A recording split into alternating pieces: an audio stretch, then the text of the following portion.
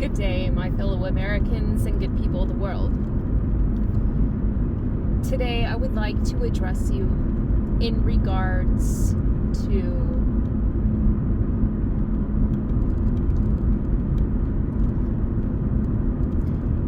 a common theme throughout the POTUS 47 regime.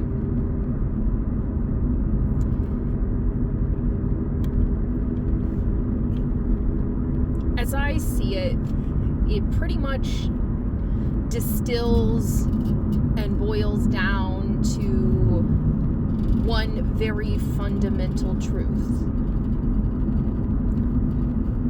That they do not see the value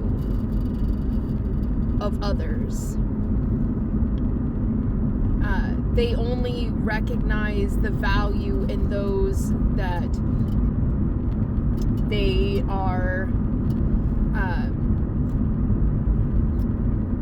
relatable to. Those that they think are a part of an elite. Those who are like them and think like them, act like them, behave like them, talk like them, conduct themselves the same, speak with the same tone and emphasis, use the same language, reference the same things, share a similar proposition to the world. Their outlook is very similar. And those are the only people that those within the Trump sphere of influence and the MAGA cohort and the POTUS 47 regime share all in common. The lack of being able to see the potential in those who live different than them. And they don't see any reason to care for or care about or to even consider those who are not in this elite grouping that they are a part of, that they are reinforcing, and that they are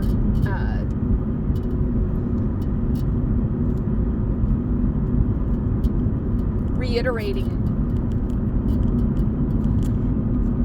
And so the problem with that, of course, is the necessity for being so very bigoted and racist and misogynistic and elitist is that what that position, what that orientation with the world demands is for those who believe they are a part of that elite group, or those who are in striving to become a part of that elite group, or those who idolize and have a sort of fandom to that elite group. By necessity, they must perpetuate a social ontology, a way of life, and a public dialogue, and a very specific propagandized narrative that suggests anybody who is not this elite group is an other that must be suppressed, controlled, monitored,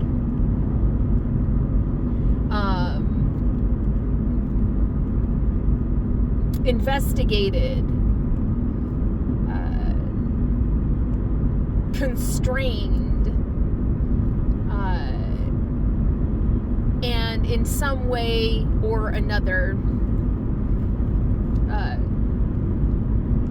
indignified and shrunken down to size and labeled as something that is the bad thing, you know, the enemy, or the not even like opponent, as if they don't even think that anybody can compare to what they are building. They believe that what they are creating is so far superior than any other potential offering out there that the only logical action in their mind is to surpass anybody and everybody who would dare to question or conflict or compare and contrast or compete with them, because they can't win as the, you know, ideal unless other ideals are suppressed in some way. So basically they promote these propagandized, you know, assumptions that they make everybody take on in order to reinforce this elitism so that they can remain superior and they have somebody to attack that, you know, gets everybody all together, working together towards this force that they are deeming is the bad thing, in order to distract from their own terrible nature and their own terrible choices and their own terrible policies and their own terrible, you know, behaviors.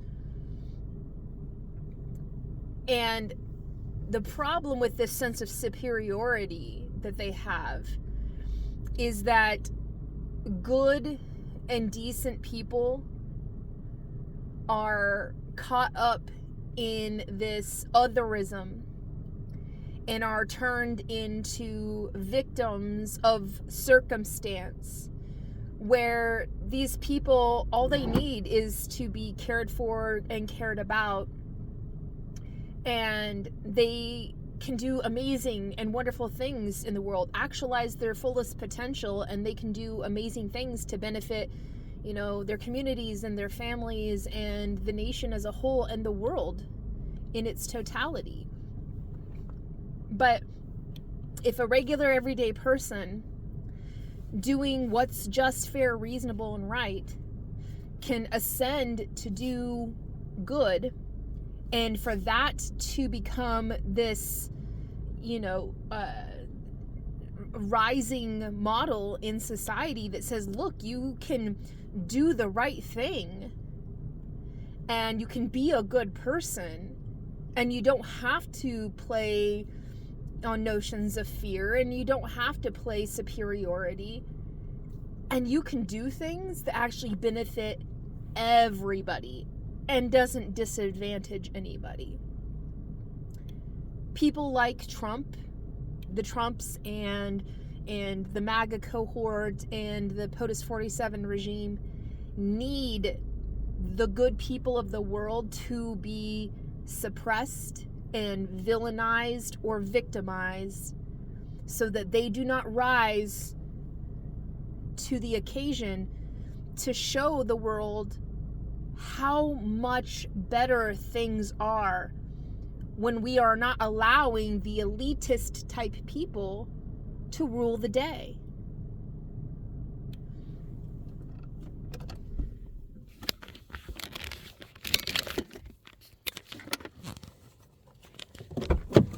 And so, of course, there's a lot of problems with this.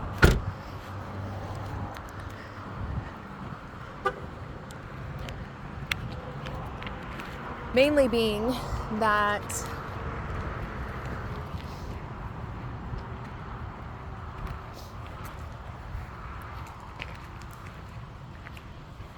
things could get better and would get better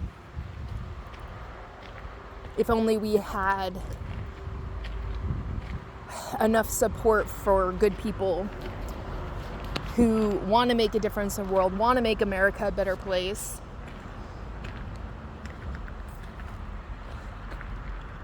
But just don't have the means to break out of the mold that's been created by these elitists.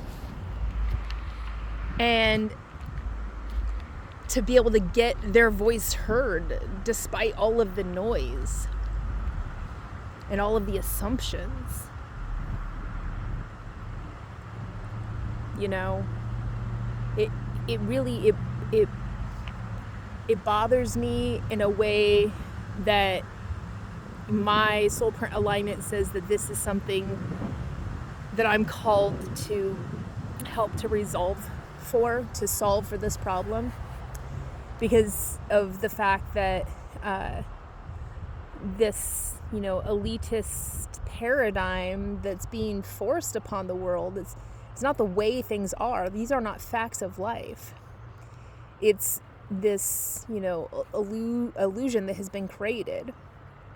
I always like to reference it, to simplify it in terms of that's basically what this is, and a really good way to kind of sum it all up very neatly and concisely is the Trumps and the MAGA cohort and the POTUS 47 regime and those who are choosing to align with this negative paradigm that those people are perpetuating and creating. These are what, in the Rastafarianism's terms, Babylon. And essentially it's this very oppressive paradigm that is forced upon us, that causes us to reject our humanity, reject our truths, reject our own powers, and to be led astray from the truth and the light and the way. And they're deceivers. They deceive people into thinking that there's no other way, there's no choice, this is how it is and how it always has been, how it's always going to be. But that's not the case.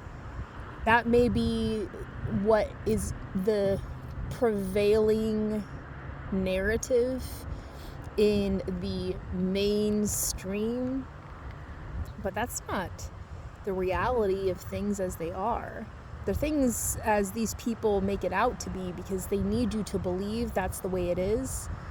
So you feel disempowered. You feel like there's nothing that you can do to change it. It's such a huge, dynamic system of oppressions that have been long-standing and deeply entrenched by all these people in massive, positions of power, money, and influence. And how could you ever fight against these systems?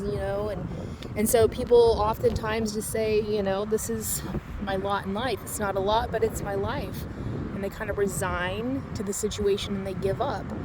And that's what the elitists want you to do. That's what Babylon is for. That's what it's all about.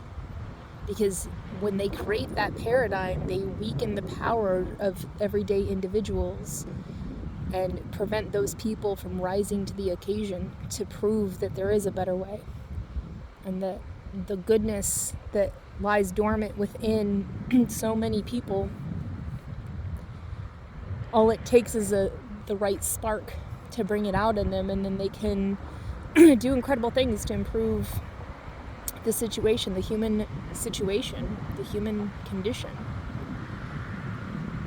And so I have taken to create my own terminology, my own definition of what this stands for, and I call it the deviant echelon of society. And an echelon essentially is like a peak of a boundary. It's a boundary limit within a model.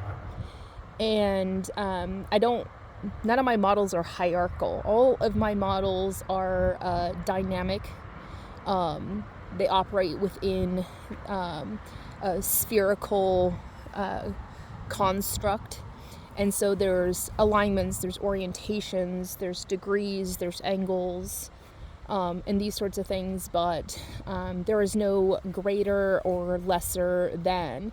It's dynamic in terms of like how close in proximity does it come to the truth, and how far away is it from the truth, and how close is it to the that which it best serves all relevant stakeholders, all planetary stakeholders, and how far away is it in terms of how it serves only a very small subset of people.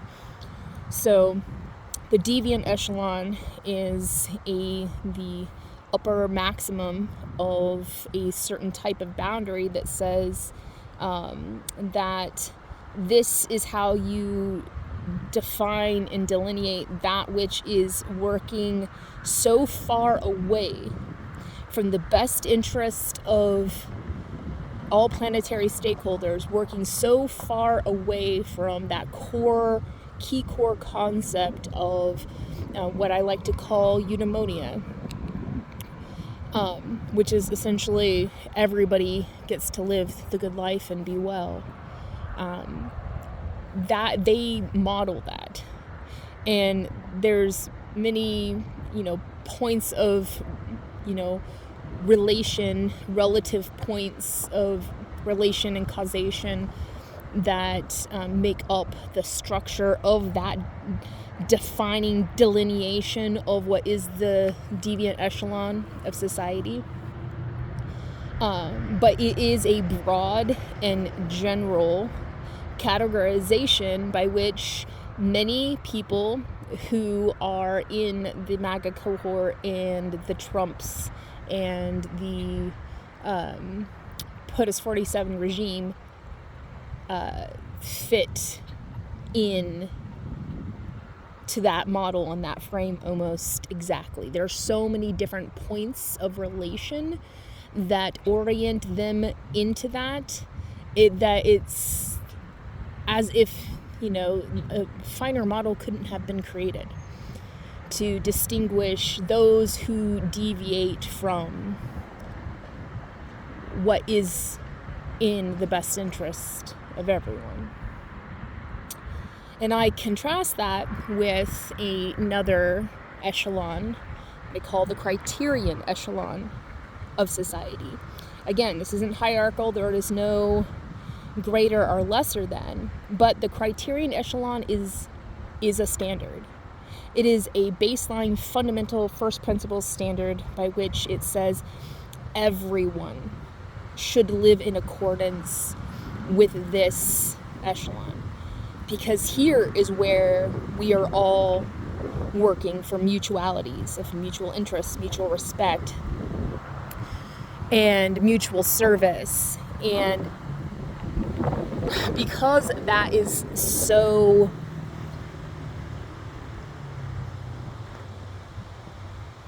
revealing in terms of what it defines and it delineates and reflects about good humanity, doing the good thing, being able to live the good life.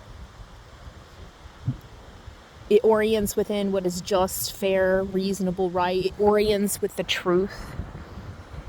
It doesn't orient itself pitting it against anything.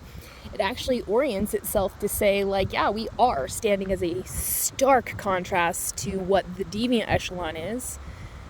Because the deviant echelon represents everybody who is not willing to be a part of a common collective interest.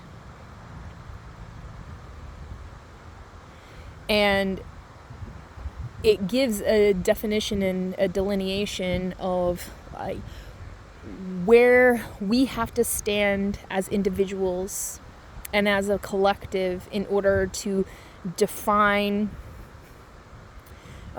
what our purpose is here as an intelligent species, as a civilization that is ever advancing, as a society that is molding and shaping and aligning and arranging and developing and producing and consuming and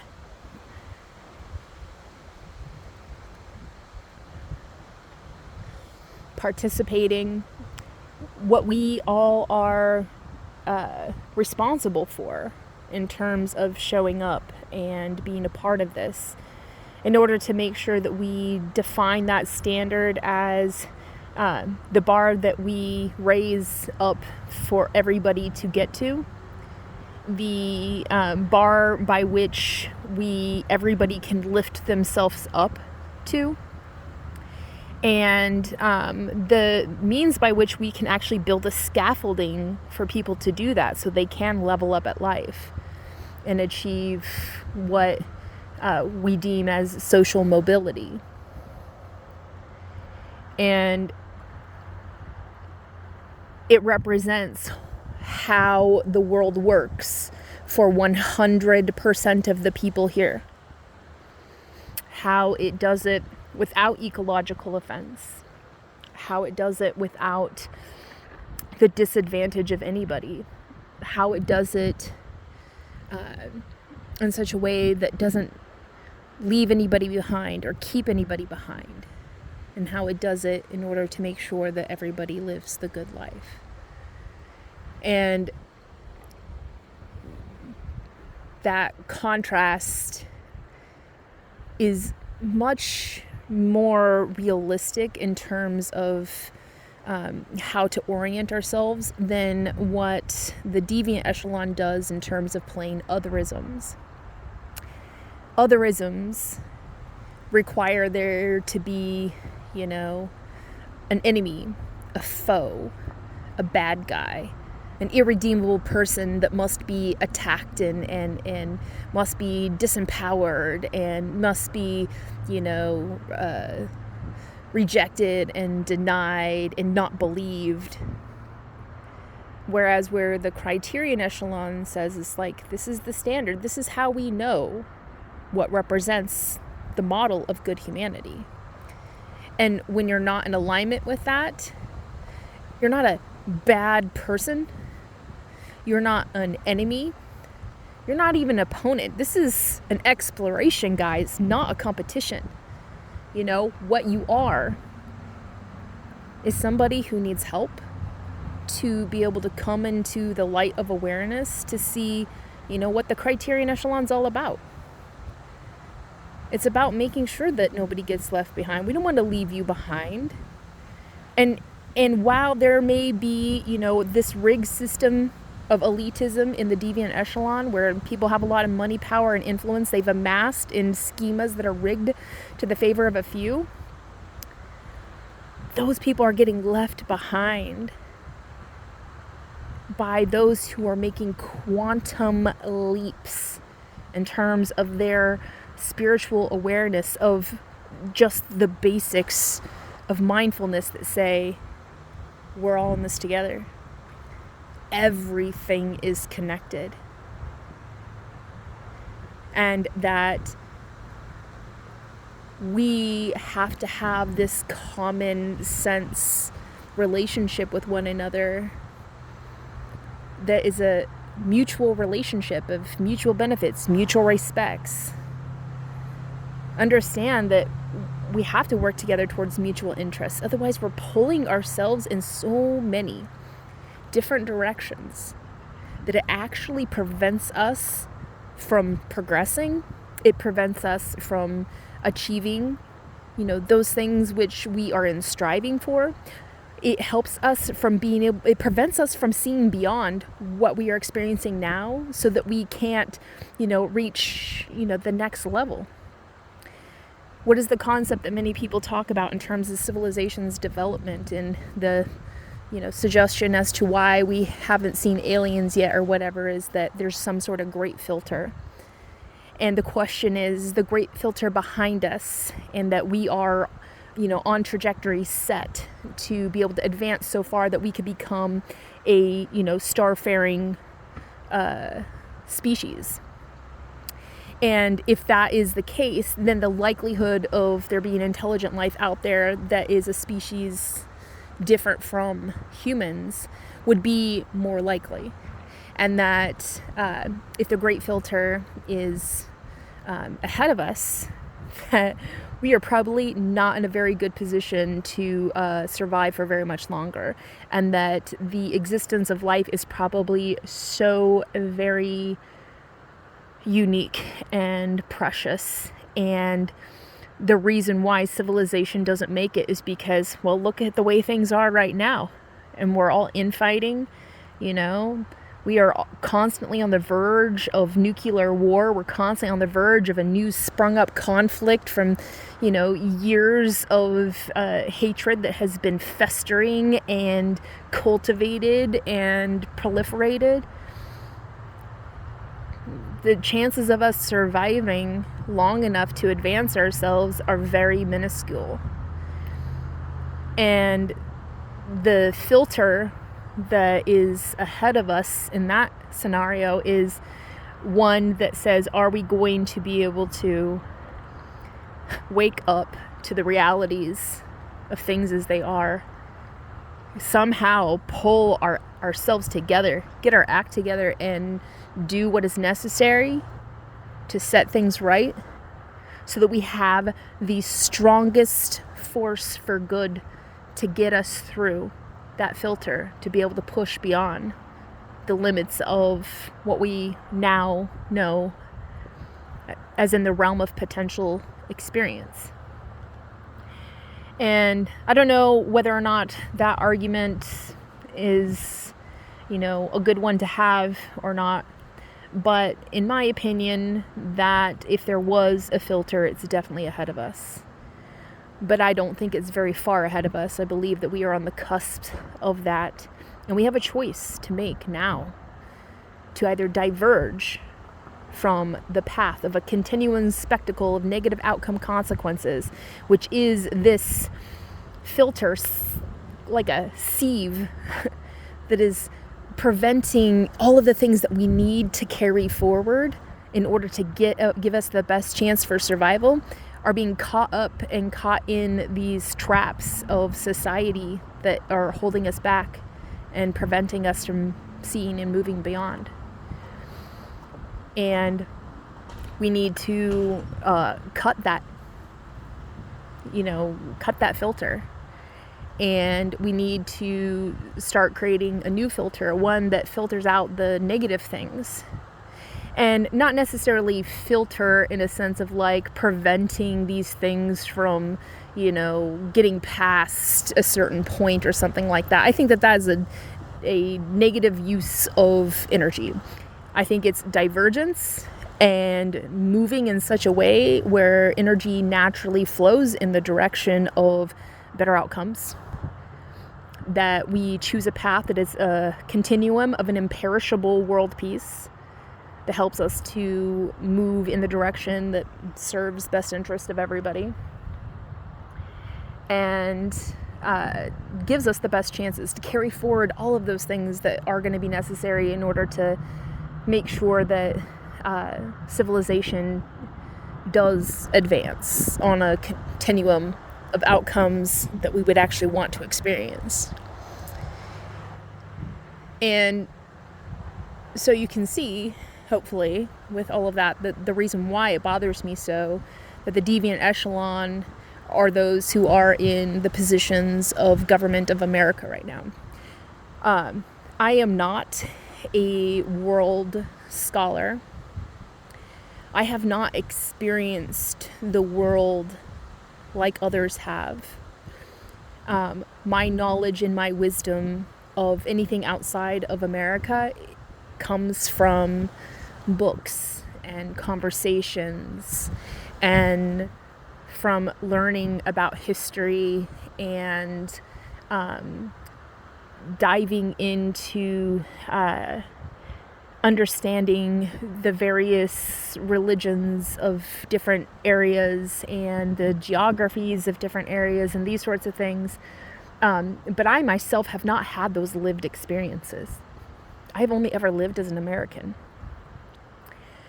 But even with that, and what I do know of the world, I honestly believe that the founding principles and the simple structures of the American government, based off of the original spirit of intent of its founding, has set up this nation for the best chance to advance an ever more healthy, sustainable, stable, just, peaceful, and resilient world paradigm.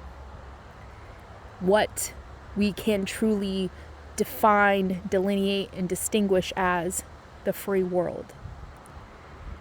That is not to say in any way that other nations and other places don't have it right in any regard.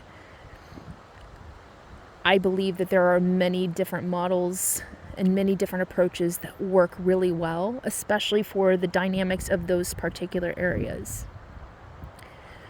But why I believe that America is fit to be leader of the free world is because of our original modeling of a democratic republic, a nation of the people, where life, liberty, and pursuit of happiness are endowed by our Creator, and they are rights which are inalienable, that they belong to us all. There are rights of birth, and that it's not just for Americans, it's for all people. And that America isn't trying to compete with different governing structures or political ideologies. We are literally merely trying to surpass them and to show the best way to move forward on a continuum with some point of reference of leadership towards an objective vision of what is to come. And America has been achieving an ever more perfect union. It's not like it's a fast process, it's a slow process. It takes time, and we've evolved over time to, give more and more, extend freedom more and more to more and more people, to break down the long-standing systemic, culturally embedded, human conditioned bigotries and racisms that have held whole populations of people behind, kept them behind and left them by the side of the road. We have built up a means to fight that socially, economically, institutionally, organizationally, and infrastructurally, education-wise, through innovations. All of these things have been our means to ever expand and widen the paradigm of freedom and then share that with as many people as possible. Our world does not shrink in size and say only a few are allowed and we are the premium supreme elites and everybody else on the other side of that are not worthy to enjoy the good life. No. That is not the way we are. We believe on making our freedom expansive and to share that with the world, spread it to the world. That's why we promote democracy, because we know that it is an instrument of righteousness. It is an instrument of liberation. It is a way to secure freedom for the people. It is important. But it is not a, it's not a system without flaws and faults, because it's a human-made system. It's imperfect. But that's what the founding fathers of America realized and said, this is an ever more perfect union. We're going to falter sometimes, and yeah, we're not exactly where we ought to be, but we know where we're going, and based off of the original spirit of intent of our founding principles of the Declaration of Independence and the Constitution, we gave ourselves the roadmap by which we can get there. Move along a continuum of progress. And the deviant echelon wants to put an end to that. They want to say, you can't go beyond this point. We need to conserve the world into this tiny little, paradigm of possibilities and potential. Because if we can keep that paradigm really small, we can control everything that happens within that. And when we can control those systems, we can control the people inside of that. And guess what? That means we can rig schemas so easily to favor ourselves, to make sure that we're the ones getting the windfall in every situation. And yeah, a lot of people are going to get hurt, and a lot of people are going to get left behind, but we don't care about those people anyway, because they're the others. They're the others. They're the ones that don't deserve this. They're not working hard enough to pull themselves up by the bootstraps, despite the fact that we stole their boots. That's the deviant echelon. That's not where we want to be led. That's not who we want to be led by. We need to establish a criterion echelon of society, which reflects, in my belief, the concept of a direct democracy. A nation that's truly by the people, for the people, of the people. And I believe that's possible by helping America to distinguish a fourth branch of government called the civics branch of government, which literally gives the power back to the people. The power back to the people to establish corrective mechanisms that weed out corruption, that prevent corruption from condensing power, or prevent power from being condensed so that it corrupts people. Because let's make a very clear distinction here, that what's happening right now with the POTUS 47 regime is that power is being concentrated into an executive branch so much that that executive branch is able to corrupt everyone. It doesn't mean that the attitude and the direction of the hearts of many of these people are in the wrong place. It doesn't mean that they don't care about America. What it means is they care about the fact that if they don't play along with what the executive branch demands of them, that they will no longer be able to be in those positions of caring for others. And then they know if they leave those positions, there's going to be nobody there that actually cares about the people to be able to serve the people. And many more people are going to be left behind. And so they're left in this terrible situation, a choice of lesser evils. Do you comply in some ways, sell out in some ways, conform in some ways for the demands of an executive branch in order for you to stay in a position of power so you can protect those people and care for those people who you really truly want to protect, serve, and care for? Or do you refuse and then become the other that gets attacked by the executive branch that has a lot of power, and then they turn that power on you by whatever means they deem is necessary in order to displace you, discredit you, to remove you from your position, and to replace you, supplant within that role a yes man who will do whatever POTUS 47 says needs to be done. And let's make something very clear here. Trump, POTUS 47, does not care about you. Trump does not care about you. Vance does not care about you. the POTUS 47 regime, anybody in his administration, guess what? They don't care about you. Yes, you. And that's the hard thing to accept, is that we have people that are supposed to be representing us, caring for our best interest. You know, they're supposed to have our best interest at heart.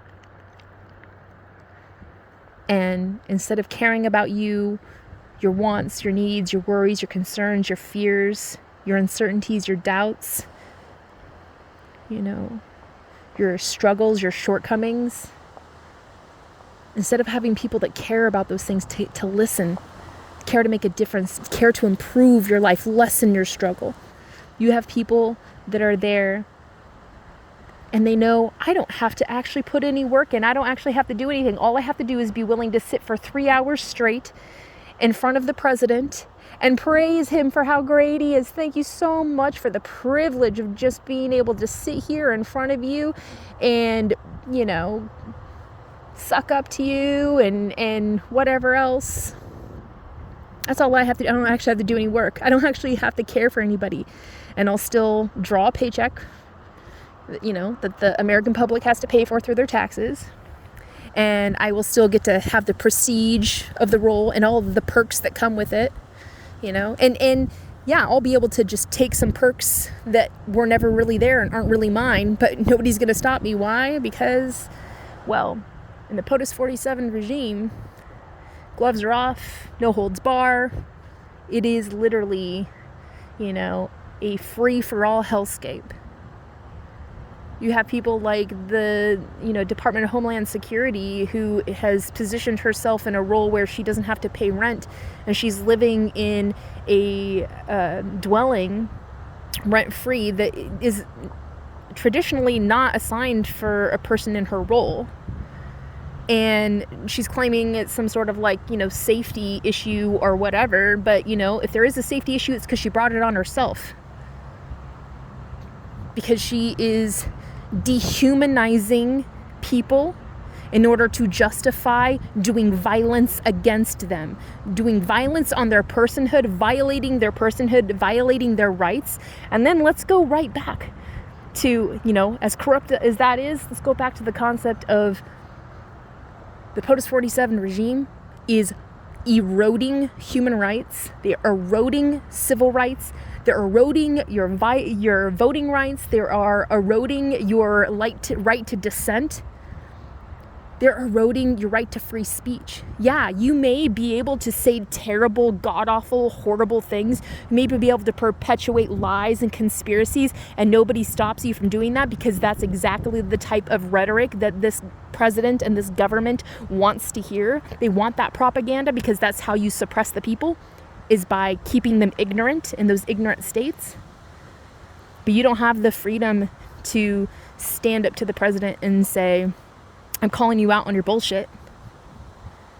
You're, you know, wielding powers you don't have. You're creating laws in ways that are not constitutional. Every single day since the day of your inauguration, you have been in direct violation of your oath of office to preserve, protect, and defend the Constitution. You know? And it's frustrating. It's frustrating for someone like me who cares deeply about this nation and what we stand for and what this is all about and what we're trying to achieve together since our founding, you know, creating that ever more perfect union. The fact that we have lost sight somehow and started electing people because they have the financial capacity and the public awareness and the public identity to win popularity contests. Nothing about politics anymore is about ideas. People don't vote their conscience. People vote on the emotional drive that they can get from these icons that have been put in positions of public figure. Nobody in the POTUS 47 regime is a public servant. They are images, icons. Most of them come from Fox News, the Trump propaganda machine. I remember very clearly and distinctly from his first administration how much Fox News ran the government, via their surrogate of Trump. Things that they would say on their network, Trump would turn around and spew out as if it was a policy position that he determined. And Fox News is perfectly fine with that. They don't care to take credit for being the ones who initiated the idea. They just care about the fact that the person in the most powerful position in the entire world is parroting back their platitudes. Trump is a puppet. He is a weak and servile man. And if you isolated him from all of these people who are taking advantage of him, which is really sad because, right now we're witnessing elder abuse. People are taking advantage of Trump's, elderly, disposition, his, cognitive impairments and things like that. And they are pushing and advancing policies by getting him to sign off on things that he's never even read, doesn't even know what it is. He doesn't care. All he cares about is, am I going to be able to sit in a chair today and for somebody to tell me how great I am? His idea of make America great is, America's greatness is how much people can, pile on compliments to him. There's nothing great about that. He has done nothing since day one to reduce the cost of living for everyday Americans. He has, in fact, increased that with his big, beautiful bill. He has increased the cost of living. His tariffs have increased the cost of living. He has bloated the deficit to so far beyond the capacity for us to be able to rein in a reasonable manner, and then cut off every revenue source that gave us the viability to not be indentured to having to pay for this bloated system. And that ultimately means that the taxes for everyday Americans are going to go more and more and more to fund programs like ICE, which is, modern day Holocaust. People just haven't died en masse yet. But I don't doubt that something like that would happen, and once we start throwing them in hellholes and foreign gulags, or sending them back home when the reason why they came here and claimed asylum was to be able to save themselves from the harm that was threatened upon their lives there. And they are sending many people to certain death. And while it may not happen on American soil, does not in any way abdicate the responsibilities of the American government for their poor decisions. It does not in any way clean their hands of the blood. So American taxpayers' money is going to fund ICE, which are stealing away your neighbors, traumatizing children, abusing innocent people, sending them to torturous foreign gulags, forcing them for their innocence to be violated, their personhood to be violated, violence to be done against them at the order and demand of the American government, and at the cost of Americans' integrity. And the American people's taxpayers, all your money's going to pay for that. Your money's going to pay for renaming things. Trump has spent more time renaming things than he has actually defining and distinguishing what those things are going to do and how they're going to do it. Creating policies so that those organizations or those departments actually work more effectively to do their job and fulfill their mission. And so the American people are paying for a inflation of the budget lines for defense and Department of Homeland Security to be able to fund ICE, and to be able to fund programs that help to subsidize large corporations so that they can create AI. And there's such an AI boom right now that a lot of, guardrails don't exist that need to exist, and a lot of harm's going to be coming to Americans. And mind you, we need to have, regulatory people just looking out for the best interests of the American people, in case things go awry, in case, there's bad actors with nefarious intent that are taking advantage of the fact that there's this huge open opportunity to do bad things with no repercussions. The things that you need, you don't have. And the things that we had that we needed are being stripped away from us. Programs that were keeping children fed, safe, clothed, housed. Things that were keeping elderly cared for. So they had a security taken away. Basic right to human health care taken away, which is, to me, is the dumbest things. Like, you cannot expect people to be productive if they are unwell. If you want a productive society that then therefore would be able to pay more money in taxes, so that increases our revenue, which then brings down our deficit as long as we're not spending too much, you're going to need healthy people. And so it's an investment to take care of people's health in general. But instead, they're stripping that health care away from people. They're spending more time fighting culture wars, dehumanizing and demonizing people because of their the way they choose to show up in the world. They are literally going to war against your personhood. If you do not align with their ideals of what makes a man or a woman, and what type of sexual orientation you can have as a man or a woman by their standards. They're literally going after people's identity. The government has no business being in your bedroom. The government has no business being in your house. The government has no business dictating what happens to your body. The government has no business to tell you whether or not you can use this or that pronoun. The government has no right to do any of those things. The Constitution protects us from the government infringing upon the rights of the people, period. That's what it's for. And that's why we elect a president, because the president is supposed to represent the person that the Constitution protects.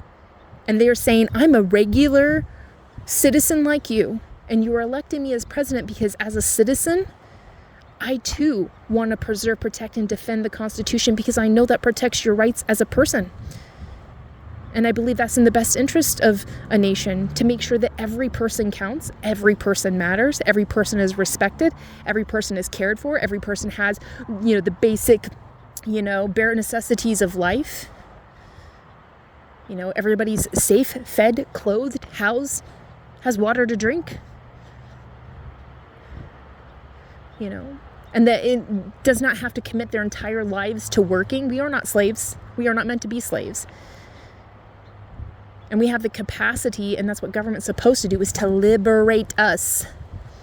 Liberate our suffering, liberate, the drudgeries of slaving away in work, and supposed to make it so that as long as everybody participates and contributes in their own way, and gives enough of themselves, and it really doesn't require a lot, because there's a lot of us. If we all just give enough, there is enough to go around for everybody, That's the whole thing, is that there is enough for everyone's need. There is not enough when we have people in the deviant echelon rigging systems for the sake of their greed. And it frustrates me. Gosh, it frustrates me so badly. Because people say to me, they're like, you are stuck on this idea of American exceptionalism. You need to get over that. It's like, no, I don't think America is great. I don't think America has ever been great. I don't think America ever should be great. I don't think that's something to strive for. I know for a fact, you look at the facts on the merits. In the process of making America great, the government has failed to do good.